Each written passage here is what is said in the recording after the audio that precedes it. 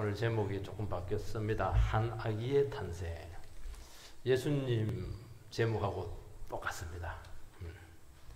모세의 탄생이 이렇게 중요했다 하는 것을 짐작할 수 있죠. 스데반 집사가 산헤드린 공회원들 앞에서 자기를 변증하면서 그들의 영적인 상태를 진단을 해주고 있습니다. 우리가 지금까지 아브라함을 살펴보았고 요셉을 살펴보았고 그 뒤에 이제 다윗과 솔로몬이 계속 나올 텐데요. 제일 지면을 많이 할애한 인물이 모세입니다. 그러니까 이스라엘 백성들에게 있어서 모세라고 하는 이 존재가 얼마나 대단한가, 비중이 얼마든지 가름이 될 수가 있습니다. 모세는 정말 큰 인물이에요. 제가 목회를 지금 100명 남짓하는데 모세는 목회를 몇 명 데리고 했느냐? 200만 명 데리고 그것도 건물 없는 광야에서 40년 동안 목회를 했어요. 그거 하나만 봐도 뭐 비교가 안 돼. 이거. 그 예수님 다음에 그 기적이 나타난 그 능력의 종이었다는 것을 알 수가 있습니다. 스데반이 말하려고 하는 그 요지는 뭐냐? 너희들이 그렇게 대단하게 여기고 있고 자랑스럽게 여기고 있는, 그게 안 믿는 사람들도 다 쉽게 영화를 다 봐가지고 모세는 다 알잖아요. 그 너희들 조상들이 그 모세에게 어떻게 대했는가 한번 보자는 겁니다. 얼마나 배척하고 원망하고 불신하고 버리고 그렇게 끝났냐나 하는 것이죠. 하나님께서 보내신 구원자인데 한 번도 구원자로 받아들인 적이 있느냐 하는 것을 이야기하고 있으면서 너희들이 지금도 똑같이 예수님에게 그런 태도를 취하고 있다는 것을 고발하고 있는 것입니다. 모세의 말씀은 하나님께 직접 받은 말씀이었어요. 그런데 계속 말씀을 거부를 하고, 모세가 잠시 율법을 받으러 시내산에 올라간 그 40일을 못 참아서 우상을 만들어서 막 섬깁니다. 모세가 없으니까 너무 좋다. 모세가 자꾸 말씀하니까 살아가기 힘들었는데 간섭하고, 이제 우리 나름대로 하나님 섬기자. 그게 너희들의 백성 조상들의 모습이었다 하는 것을 이야기하는 것입니다. 모세가 왜 대단하냐 하니까 이스라엘 백성들은 노예 백성들이었습니다. 그들을 구출해서 시내산에서 하나님의 백성으로 만들어 놨어요. 백성이 되기 위해서는 땅이 있어야 되고 주권이 있어야 되고 법이 있어야 되는데 그 법을 만든 사람이 하나님께서 주셨지만 그 율법을 준 사람이 모세입니다. 그 이스라엘 백성들은 노예에서 한순간에 세상에서 최고로 존귀한 하나님의 백성으로 만들어져 버렸어요. 이거는 어마어마한 일입니다. 우리가 예수 믿는 게 그거잖아요. 우리는 죄의 종로로 타다가 한순간에 하나님의 자녀로 올라간 거예요, 이게. 그래서 이게 정체성이 자꾸 헷갈리는 거예요, 지금. 세상 사람들은 옛날 그 모습으로 자꾸 생각하지만 하나님은 막 우리 존귀하게 생각하거든요. 이 대단한 민족이 되게 한 게 너희들이 잘나서 그렇게 한 거냐 하는 것이죠. 근데 하나님께 그렇게 만들어 놨는데 너희들 백성답지 못하다. 그 얘기를 지금 하고 있는 것입니다. 첫 번째는 하나님의 약속의 때가 가까웠습니다. 17절 말씀을 읽어보면 하나님이 아브라함에게 약속하신 때가 가까우매. 하나님께서는 무슨 일을 하실 때 반드시 약속을 하시고 이루십니다. 그래서 여러분 구약, 신약, 구약이라고 하는 것은 예수님 오시기 전에 하나님께서 하신 약속이에요. 신약이라고 하는 것은 예수님이 오시고 난 후에 약속을 한 것이고 구약에 약속한 것이 신약에 이루어졌다. 그래서 언약책입니다. 약속의 책이 성경입니다. 그 성경은 전부 다 약속입니다. 여러분들이 그 성경을 읽을 때 뭐가 이루어졌다 이렇게 할 때는 그 전에 언제 약속했지? 그것을 살펴보시기 바랍니다.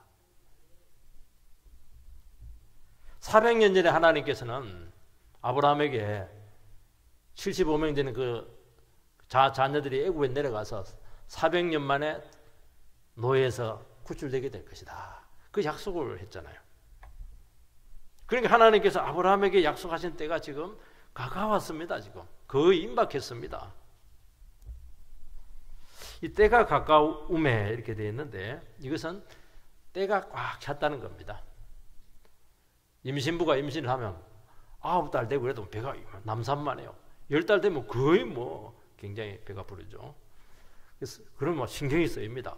헐떡거리기도 하는데 지금 임박한 거예요. 때가 찬 거예요 지금. 여러분 하나님께서 일하실 때는 하나님의 때가 차야 됩니다. 우리는 자꾸 내 때가 차야 된다고 생각하는데 내 때가 아닙니다. 하나님의 때가 차야 되는 것입니다. 그래서 우리는 무슨 일을 할 때 우리도 생각을 하고 약속을 하잖아요. 다짐도 하고 계획도 잡는데 이게 자꾸 하나님의 때하고 내 때하고 이게 자꾸 충돌이 되고 갈등이 되는 겁니다. 여기서 굉장한 어려움을 겪고 있습니다. 왜 하나님 나의 때는 오지 않습니까? 왜 나의 미래는 이루어지지 않습니까? 혼란스럽죠. 그럴 때는 어떻게 해야 되느냐? 내 때를 내려놓으면 돼요. 하나님의 때를 붙드시기 바랍니다. 이스라엘 백성들이 애굽의 노예로 있습니다. 노예로 있다고 하는 것은 노예는 생존권이 없어요. 스스로 구원할 수 있는 상황이 아니다는 것을 이야기하는 것입니다. 그러니까 죽음 외에는 이 노예 상태에서 빠져나올 길이 없다는 것입니다. 하나님께서 구원을 이루시기 때는 어떻게 하냐? 가장 암울할 때, 살 소망도 없고 빠져나올 길도 없고 인생에서 가장 어려울 때, 그때 갑자기 구원이 찾아오는 것입니다.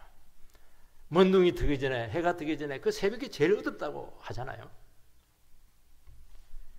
여러분 언제 하나님의 때가 우리에게 찾아옵니까?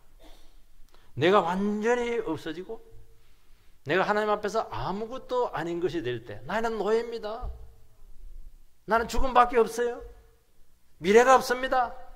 나의 삶에서 헤어나올 길이 없습니다.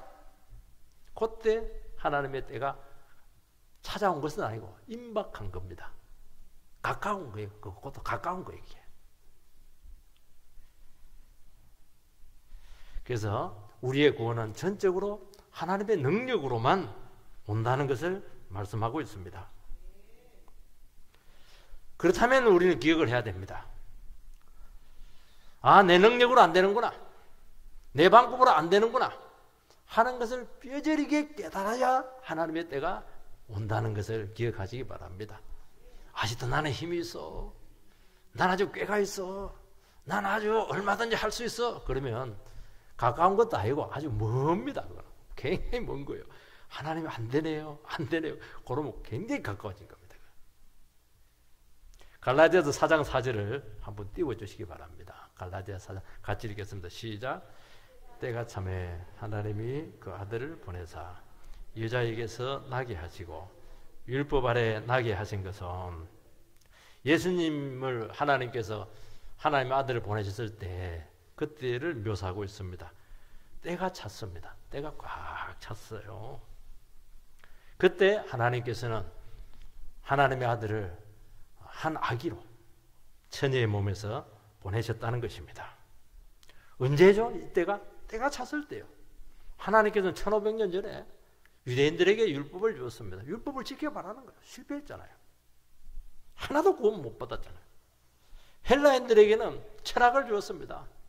소크라테스, 플라톤, 굉장하죠. 아리스토텔레스, 지금도 그 사람들은 철학의 기초를 세운 사람들이죠. 그들도 실패했어요. 우상 숭배자가 되었어요. AD BC 400, 500년, 600년이죠. 그럼 다른 민족 중국에는 뭘 줬습니까? 공자님 BC 500년. 인도에는 불교를 주었잖아요. 다 구원이 안 된다는 것이 증명이 되었잖아요.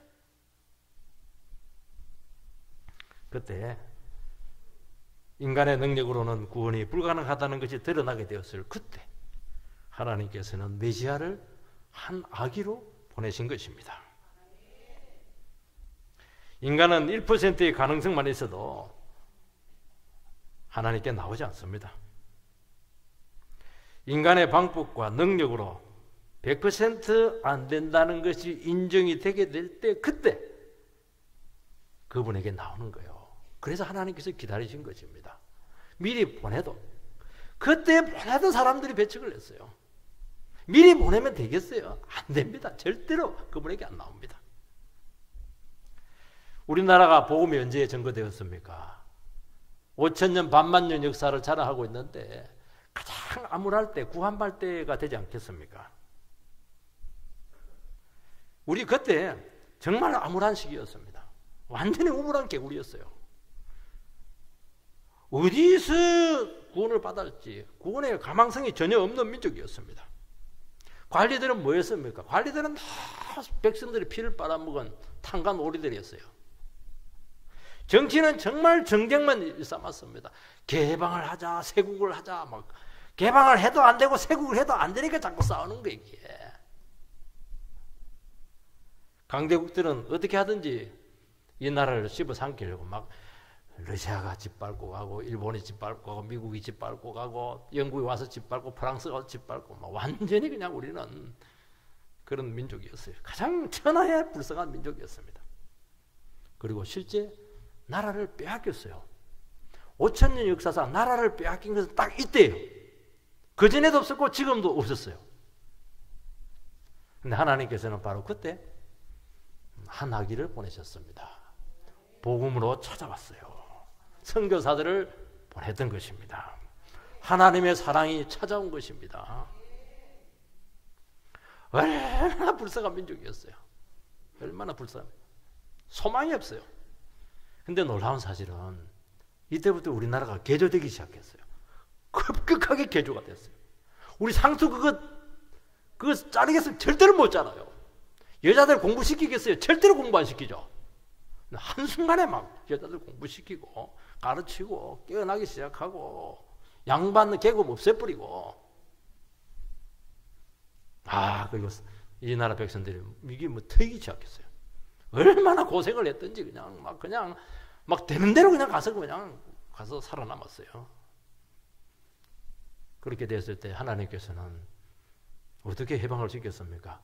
우리나라 해방군들이 싸워서 독립왔습니까? 아닙니다. 하나님께서 일방적으로 해방을 주었어요. 이 나라에 어떻게 부흥이 왔습니까?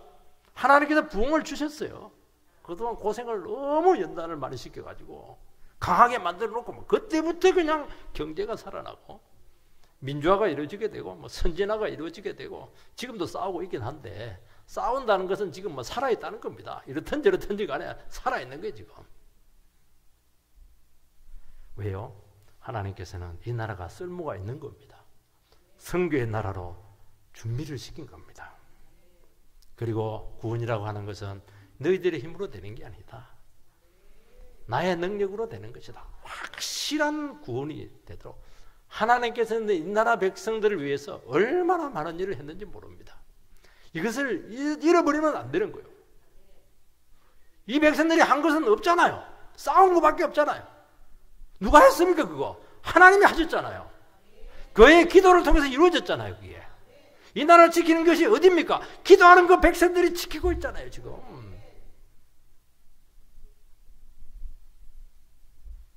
하나님의 때는 언제 옵니까? 가장 암울할 때, 더 이상 견딜 수 없는 그때, 그때도 가까운 거예요. 온 건 아니에요. 조금 더 가야 된다는 겁니다. 우리는 더 이상 못 참아요. 나는 완전히 죽었어요. 이제 살 소망 없어요. 하나님 안 쏘가요. 조금 더 가야 된다. 그렇게 하는 겁니다. 이스라엘 백성들은 지금 괴로워서 부르짖고 있습니다. 지푸라기도 안 주고 벽돌을 더 쌓으라고, 2배로 쌓으라고 그래요. 애를 그냥 물에 빠뜨려 죽입니다. 못 살겠어요. 이렇게 합니다. 그런데 뭘 줬습니까? 한 아기를 줘요. 아기가 뭐예요? 아무것도 안 합니다. 아기가 일하려면 한 80년 더 기다려야 돼요. 20절에 보면은 뭐라고 되어 있냐니까, 그때 모세가 낳는데 하나님께서는 모세가 준비될 때까지 좀 더 기다리라 그렇게 말씀하고 있습니다. 여러분 물에 빠진 사람들이 막 허우적거릴 때 그때 가서 구출하면 같이 빠져 죽어요. 힘이 딱 빠져가지고 허우적거림을 멈출 때가 있습니다. 그때도 바로 손을 내밀면 큰일 나요. 죽은 줄 알았는데 막 갑자기 살아나가지고 막 물귀신 작전해요. 더 기다리면 정신을 잃어버립니다. 그리고 폭 내려가요. 싹 내려갈 때 그때 딱 머리끝을 잡 끌고 와야 그래야 같이 사는 겁니다. 그래서 하나님께서 우리에게 구원하실 때는 다 끝났어요. 죽었어요. 폭 잠수하고 있습니다. 그때까지 더 지체를 하신다는 것입니다. 하나님께서는 우리의 체질을 너무나 잘 아신다는 것입니다. 우리는 인생을 살아가면서 하나님 나는 더 이상 기다릴 수가 없어요.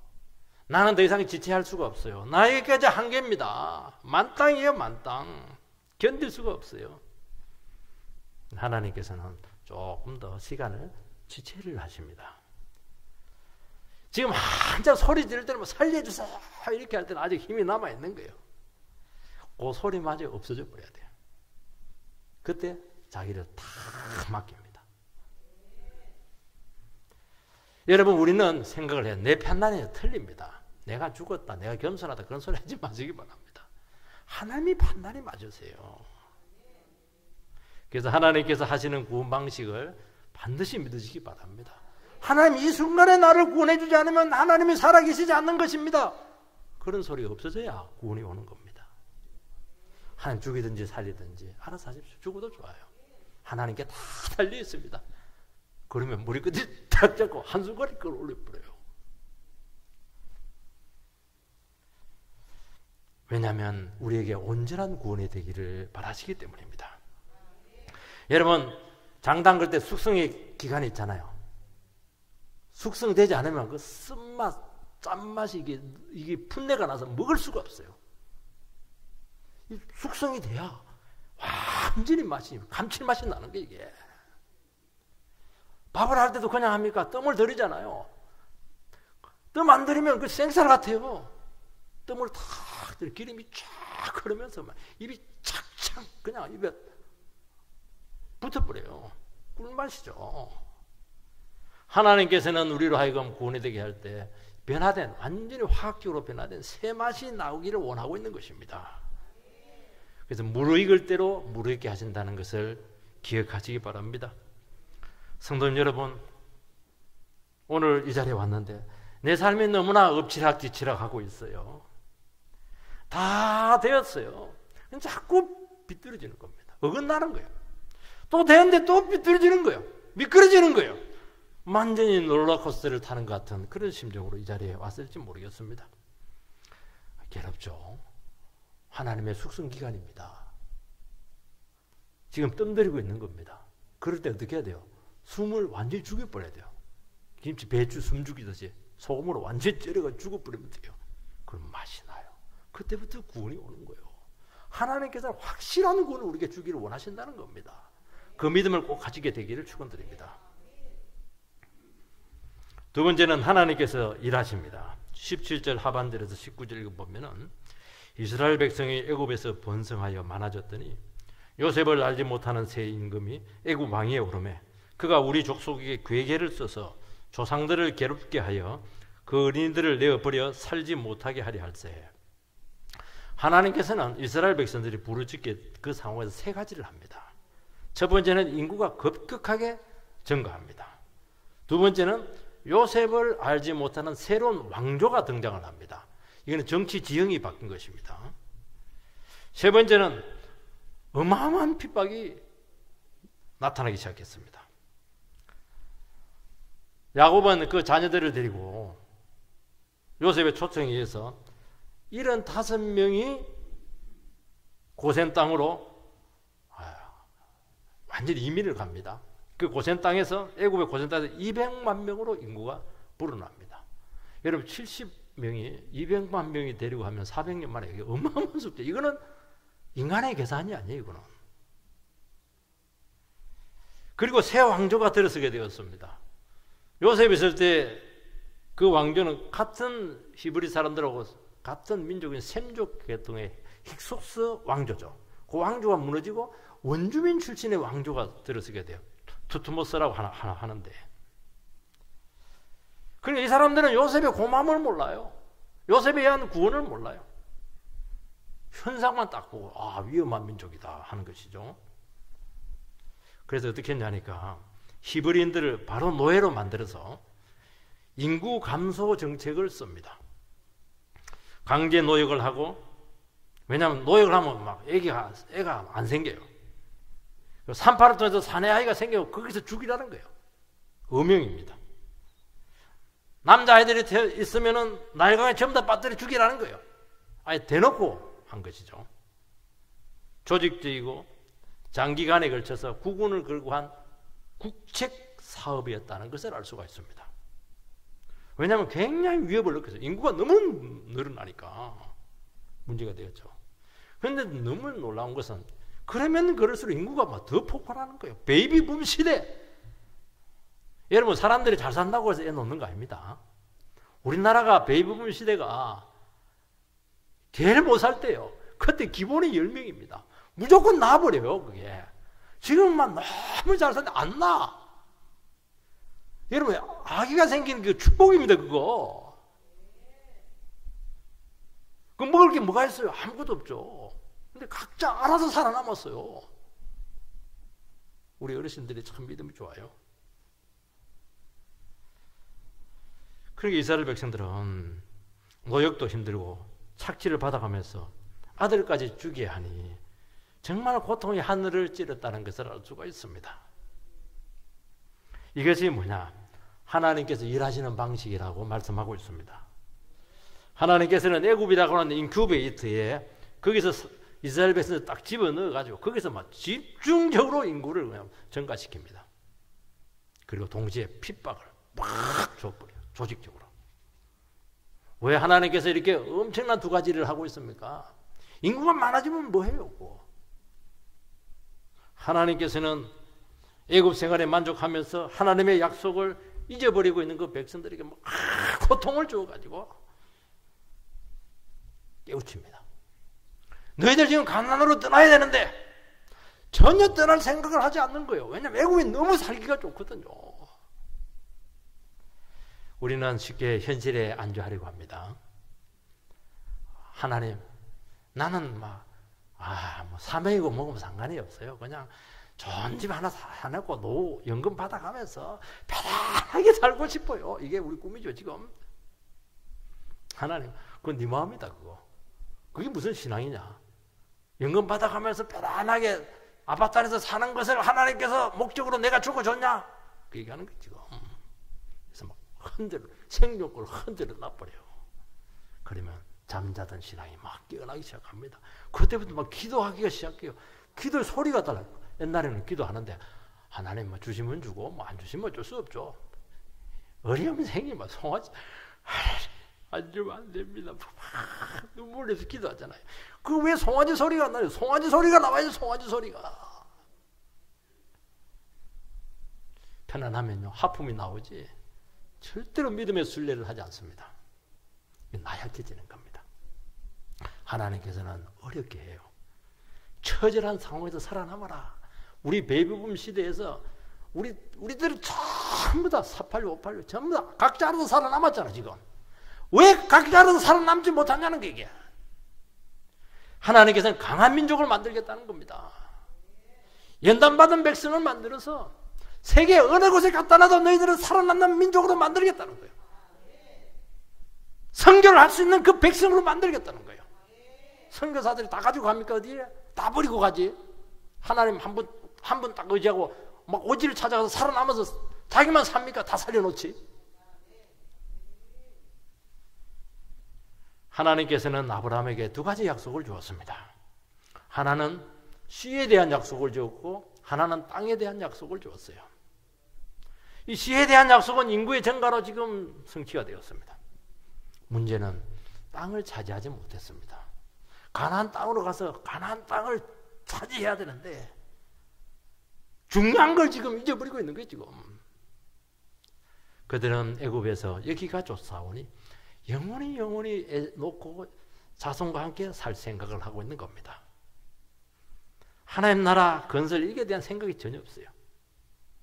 그동안 우리나라는 2, 3년 동안 코로나로 막 굉장히 어려웠어요. 경제적으로도 더 어려웠어요. 생존권의 위협을 받고 있습니다. 복지가 많이 생긴다는 게 좋은 게 아니에요. 그건 못 살겠다는 게 지금. 여러분, 점점 이 세상은 안전한 곳이 지금 사라지고 있습니다. 가족을 믿겠어요? 직장은 평생 직장 없습니다. 안정된 직장 개념 없어졌어요. 얼마 전에 공무원들이 옆에 있는데 저랑 이야기했습니다. 공무원들은 좋겠네요. 목사님요, 공무원도 요즘 굉장히 갈등이 많아요. 경쟁률이 지금 100대에서 20, 30대로 푹 떨어졌어요. 왜 그래요? 그러니까 혜택이 없다는 거예요. 옛날 연금이라도 보고 했는데 이제 연금도 지금 뭐 간달간달 한다는 거예요, 지금. 저는 그걸 바라보면서 하나님께서 지금 우리나라를 지금 쥐어짜고 있구나. 쥐어짜고 있네. 믿음으로 살아라는 겁니다. 적당히 요령 부리고 내 것이나 챙겨가면서 건성건성으로 진정성 없이 절대로 그렇게 살지 마시기 바랍니다. 수명이 짧아요. 여러분, 한번 방심하면 밀립니다. 삐끗하면 밀려요. 한번 밀리면 회복이 거의 불가능합니다. 그게 진짜 실력이 있어야 돼요. 정말 강해야 돼요. 정말 믿음이 있어야 되고 영혼을 살려낼 수 있는 능력을 가져야 된다는 것입니다. 자기 인생의 가치를 막 높여 놓으세요. 저 사람 또 왜 왔나 저렇게 할 게 아니고 저 사람 빨리 와야 되는데 저 사람 떠나면 안 되는데 왜 그렇게 여러분의 주가를 높이지 못하냐는 게 이게. 현실에 안주하고 집착하고 몸보신을 했었고 그래고 안 된다는 거예요. 우리는 나에 대한 하나님의 뜻을 잊어버렸습니다. 사명을 잊어버리고 살아가고 있습니다. 내 입에 불칠하기도 힘든데 어떻게 남 생각까지 너무 심한 부탁 아니겠습니까? 여러분, 주님께서는 우리에게 질문하고 있습니다. 너 어디에 갔다 와도 살아남을 자신 있냐? 각자 알아서 살아남아라는 거예요, 지금. 각자 도생입니다, 지금. 여러분, 강해져야 됩니다. 강해져야 돼요. 여러분, 예배 드리는 게 제일 강해지는 거예요. 하나님의 능력으로 무장되는 거잖아요, 이거는. 하나님의 에너지가 막 들어가는 것은 지금요. 여러분, 이것이 없으면은 여러분의 에너지를 받을 수 있는 그런 우물이 없으면은 쉽게 고갈이 옵니다. 절대로 안 돼요. 수명이 짧습니다. 이번에 보니까 손흥민 선수가 13분 만에 해트트릭 3골을 넣어버렸어요. 8경기 동안 득점왕이 골을 하나도 못 넣었어요. 얼굴에 완전히 새카매요. 얼마나 힘들었던지. 그래서 감독이 선발에서 빼버렸어요. 후반전에 넣었는데 제가 슈팅을 봤는데요. 이거는 인간의 슈팅이 아니더라고. 분노와 생존을 위한 슈팅인데 완전히 휙 떨어져 들어가는데 곧 한 개, 3개를 딱 넣더라고. 살아남잖아요. 실력이 있는 거잖아요. 왜 그리 못하냐는 거예요. 우리도 그리 해야 되는데. 연봉이 높잖아요. 연봉이 팍 높잖아요, 이게. 왜 그렇게 강해지지 못하냐요. 왜 실력이 없냐는 게 이게. 여러분들. 왜 믿음으로 그렇게 우리 안 믿는 사람도 그렇게 하는데 우리 예수 믿는 사람들이 그렇게 어떻게 건성건성으로 살아갈 수 있겠느냐고 지금 우리에게 도전하고 있는 겁니다. 여러분, 말씀을 붙들어야 이 능력이 나옵니다. 이런 삶의 동력이 생기는 것입니다. 사람에게는 2가지가 있습니다. 우리를 힘들게 하는 게 불안해요. 두려워요. 불안은 미래에 대한 불확실성입니다. 미래는 안 가봐가지고 무슨 일이 날지 모르고 무슨 일이라도 내가 통제가 되면은 불안하지 않거든요. 통제할 수 없는 상황이 온다는 것을 느끼는 거예요. 그 걱정이 자꾸 되는 겁니다. 두려움은 현재의 감정이에요. 지금 돼가는 꼴을 보니까 이게 지금 굉장히 위험하다, 지금. 위험이 코앞에 닥쳤다는 것이 피부적으로 느껴질 때 두려움이 올 겁니다. 우리는 불안하고 두려움이 오면은 이걸 빨리 해소해서 심리적인 안정을 취하려고 합니다. 그 방법이 굉장히 중요해요. 어떻게 심리적인 안정을 취할 것이냐. 그래서 술 먹고 잊어버리려고 하는데 잊으면 더 두려워요. 지금까지 살아온 삶들, 경험들 이런 것들을 가지고 자기 나름대로 거기서 그냥 뭔가 돌파구를 찾으려고 하는 것입니다. 그러면 빨라요. 왜냐하면 익숙한 것이니까. 늘 해왔던 방식이니까. 그러나 그런다고 해서 근본적인 불안과 두려움을 해소할 수가 없어요. 왜냐하면 그렇게 살아오는 결과가 이거거든요. 근데 거기서 또 새로운 게 나올 수가 없는 거예요. 그리고 우리의 삶이라는 것이, 경험이라는 것이 왜곡되어 있고 편향되어 있고 굉장히 자기중심적이에요. 현재의 어려운 처지에서 빠져나와서 새로운 삶으로 나가야 되는데 이 나갈 수 있는 길이 없다는 겁니다. 그래서 재조정과 재해석이 돼야 되는 것입니다. 나도 바뀌었어요. 상황도 바뀌었어요. 새로운 많은 변수들이 생겼습니다. 옛날 과거에 그 원리로는 안 된다는 거예요. 지금까지 살아온 것으로는 안 된다는 거예요. 너무 많은 것이 바뀌었어요, 지금. 그래서 하나님 말씀은 늘 살아계시기 때문에, 하나님도 살아계시기 때문에, 말씀은 능력이고 적실하기 때문에 말씀을 붙드시기 바랍니다. 딱 내비게이션이 됩니다. 말씀은 너의 지금 현재 위치가 여기에 있다. 너의 나갈 길은 이 길이다. 목표가 여기다. 그러면서 계속 재해석과 재조정을 통해서 수정하고 보강을 시켜주는 것입니다. 그래서 믿음으로 살게 합니다. 그거는 지금까지 안 살아왔던 것이기 때문에 힘들어요. 그래서 믿음이 들어와야 돼요. 말씀은 믿음을 그렇게 살아. 그렇게 살면 길이 열리는 거야. 이렇게 뚫고 나가는 것입니다. 그러면 무슨 일이 생겼냐? 내가 지금 어려운 현실이 있지만 지금 해야 될 일이 생겨요. 지금 하고 있는 작은 일의 의미와 가치가 살아나기 시작해요. 그냥 어려우면 아무것도 안 하거든요. 그냥 해도 안 되니까. 그러면서 갑자기 주부들은 집안 살림을 막 하기 시작해요. 학생들은 자기 방을 막 정리를 하기 시작해요. 그리고 안 읽던 성경책 막 먼지가 막 묻어있는데 이렇게 털어가지고 막 성경을 하루에 3장씩 읽어요. 여러분 하루에 성경을 3장만 읽어도 여러분 인생이 100% 달라져요. 안 읽잖아요.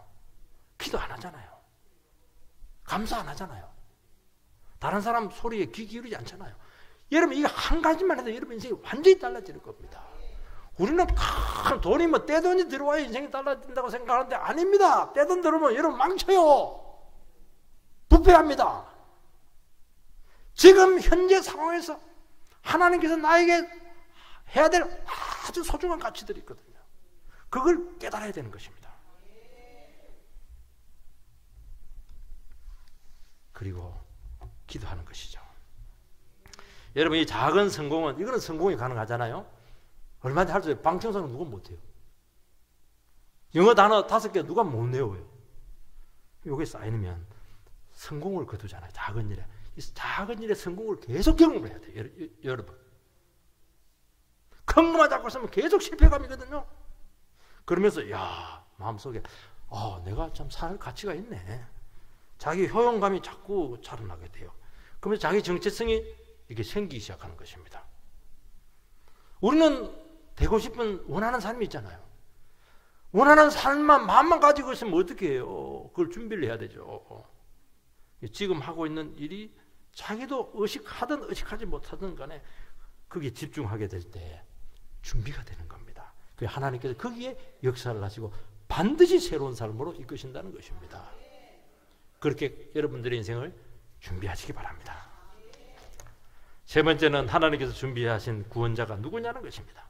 20절에서 22절 말씀을 읽어보면 그때 모세가 났는데 하나님 보시기에 아름다운지라 그의 아버지의 집에서 3달 동안 길리더니 버려진 후에 바로의 딸이 그를 데려다가 자기 아들로 기름해 모세가 애굽 사람의 모든 지혜를 배워 그의 말과 하는 일들이 능하더라. 가장 핍박이 심할 때입니다. 너무 암울해요. 절망적일 때 하나님께서 준비한 구원자는 누구냐? 아기입니다. 한 아기. 장군이 아닙니다. 위대한 영웅이 아니에요. 아기. 응애하는 아기입니다. 그때 모세가 낳는데 한 아기의 탄생이죠. 한 아기의 탄생. 하나님의 구원은 이래요. 하나님의 구원. 여러분, 한 아기인데 이게 한 아기예요? 얼마나 약해요. 근데 그 아기 속에는 어마어마한 생명력이 있어요. 하나님께서는 태어날 때부터 그 아기가 성령의 능력이 있었어요. 여러분, 하나님의 구원은 새순이에요. 겨울에 앙상하게 말라 비떨어지는데 새순이 하나 딱 나와요. 탁 되면 떨어질 것 같아요. 그 떨어지는 게 아니라 그 새순에 모든 게 다 들어있어요. 미래가 있는 거예요. 생명이 있어요. 열매가 있어요. 판을 뒤집는 거예요, 그게. 군이 같은 데 가면 애가 없어요. 시골에는 애가 없어요. 애 우는 소리 하나 들렸다. 축 처져 있다가 막 그때부터 이제 할매들이 막 바빠지기 시작하는데 막 살맞이 생긴다고 그래요. 제가 포스코 여기 지금 1차 아파트에 지금 전도하러 매주 한두 번 가는데요. 젊은 처자들이 너무 많아요. 어릴 때는 지금 유모 잘 가는데 두 놈들이 타고 있네. 그래서 안녕이라니까 얘들도 이래요. 사랑을 많이 받았는지 얼마나 요즘 애들이 자신감이 있는지. 한 놈이 두 놈이에요. 자기도 하겠다고 빵을 2개를 더 줬고 있어요. 야, 한 아기 얼마나 소망이 됩니까? 한 아기가 탄생을 했어요. 엄청난 일이죠. 여러분, 한 아기가 탄생했다고 할 때 여기서 막 갑자기 분위기가 확 밝아지는 거예요. 이 집안에요, 한 아기가 탄생하면은 갑자기 바빠져요. 막 소망이 생기면서, 막 기도가 되면서, 이 아이를 어떻게 맞이할까? 막 그렇게 하면서 주일학교 얼마나 중요한지 몰라요. 하나님의 새 역사가 시작이 되는 겁니다. 하나님이 지금 개입하고 있는 겁니다. 하나님은 이제 개입합니까? 정확한 때에 개입을 하신다는 거예요. 여러분, 우리의 인생은 내가 끌고 가는 게 아닙니다. 하나님께서 개입해 주셔야 돼요. 하나님께 나를 만나 주셔야 돼요. 하나님께 나의 기도에 응답을 해 주셔야 된다는 것을 믿으시기 바랍니다. 이 아이가 어떤 아이입니까? 하나님의 보시기에 아름다웠습니다. 사람들이 보는 미의 기준은 다르거든요. 그런데 하나님의 미의 기준은 완벽합니다. 하나님이 보시기에 아름다우니까 이 아이가 얼마나 아름다운가 하는 것을 알 수가 있어요. 누가 봐도 아름다워. 너무 아름다우면 못 죽여요. 탁월하죠. 여러분, 그 상황에서 아이를 살릴 수 있는 방법은 없습니다. 그러니까 부모님들은 지금 애가 있는데 기도하면서 딸이 나오게 해주십시오. 딸이 나오게 해주십시오. 그런데 아들이 나왔어요. 생각이 얼마나 많았겠어요. 죽일까 말까. 나를 그냥 던져버릴까 했는데 아이를 딱 보는 순간 막 생각이 없어져 버렸어요. 이렇게 아름다운 아이를 죽일 수가 없지. 바로의 명령이 뭐고 없어요. 그냥 무조건 살리자. 무조건 살리는데 석 달을 못 가. 애가 우니까. 또 이집트는 벽이 없잖아요. 텐트 같은 데니까. 그럼 아이를 어떻게 하냐. 석 달이 됐는데 아이를 어떻게 해야 되느냐. 참 곤란한 문제가 생겼다는 거예요.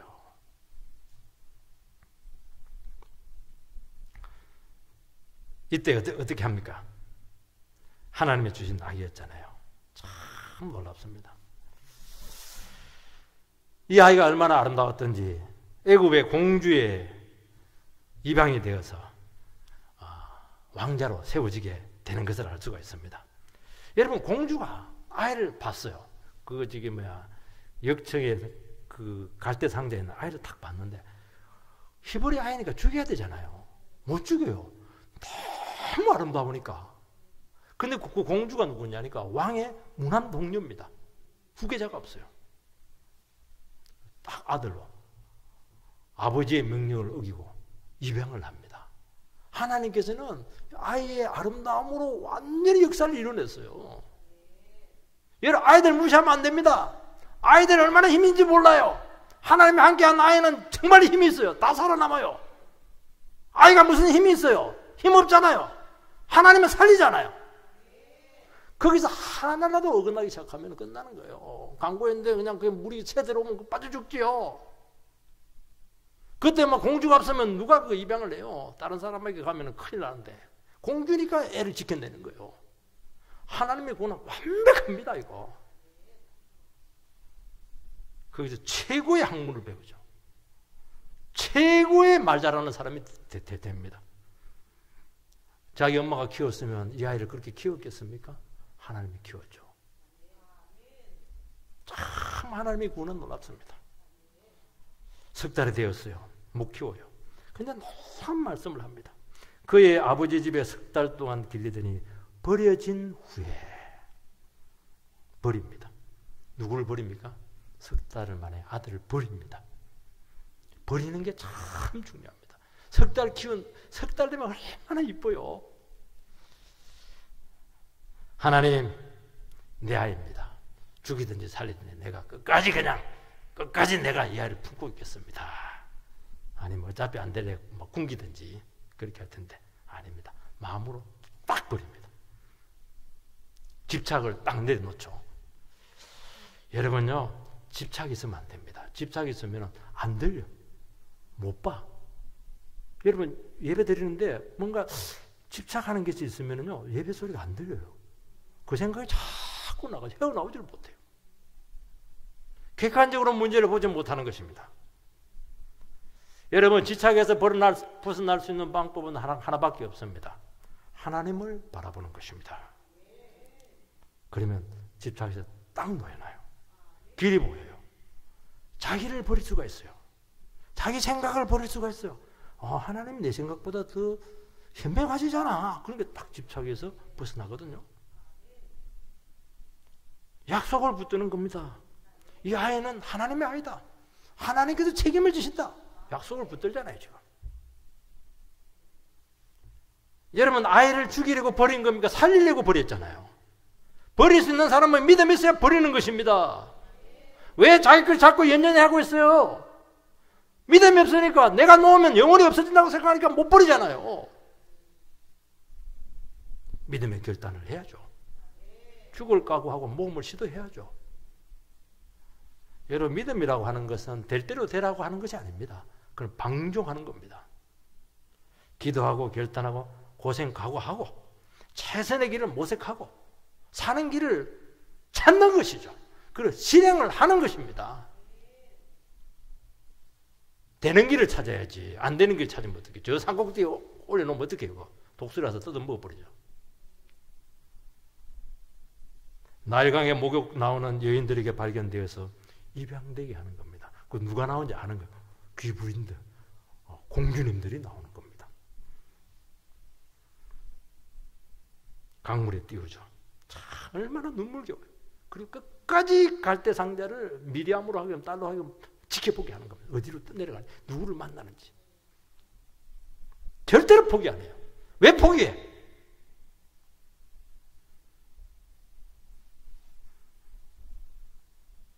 하나님은 책임을 지신다는 겁니다. 그래서 그 아이를 하나님께 맡겼을 때 그 아이가 건짐을 받습니다. 그래서 모세라는 뜻이 뭐냐? 물에서 건짐을 받았다. 그게 모세입니다. 나일 강물은 죽음의 자리잖아요. 죽음의 자리에서 구원의 길이 있었다는 것을 알 수가 있습니다. 여러분, 불가능하지만 믿음으로 결단하시고 믿음으로 반응하시고 최선의 길을 찾으시고 과감하게 모험을 하시기를 바랍니다. 구원이 100% 보장이 되는 것입니다. 왜 100% 안 돼요?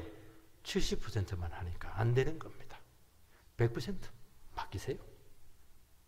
그러면 도우십니다. 100% 도우십니다. 최선의 결과가 나타나게 될 것입니다.